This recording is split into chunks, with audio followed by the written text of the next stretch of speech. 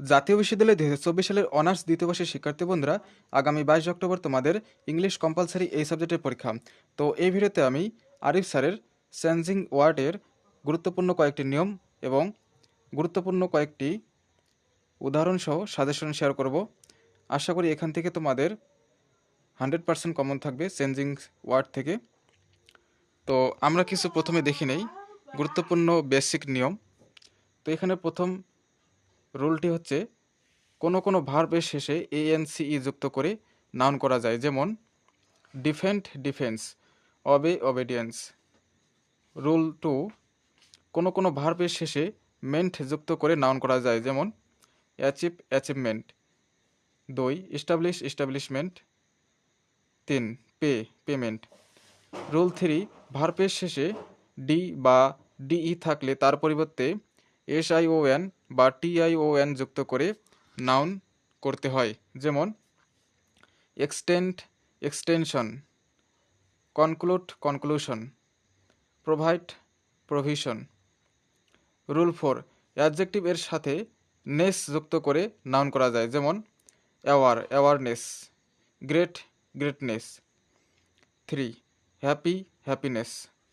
Rule 5, সাধারণত suffix LY যোগ করে অ্যাডজেক্টিভকে অ্যাডভার্বে রূপান্তরিত করা যায়, যেমন brave bravely, quick quickly, brother brotherly.